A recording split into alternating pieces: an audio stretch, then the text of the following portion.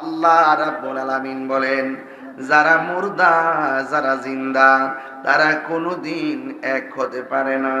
আজকে আমি একটা কবর করার দৃশ্য ফেসবুকে দেখলাম। কেমন দৃশ্য জানেননি?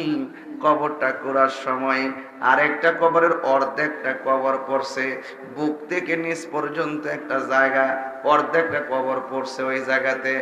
এখন ওই লোকগুলো কাপড়ের কাপড় দিয়া টান দিয়া কাপড়টারে মাটির ভিতর থেকে বের করছে।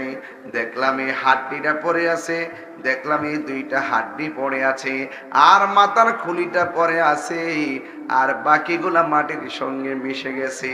ও গামারোয়ার বন্ধু রে, বন্ধু রে, হ বন্ধু,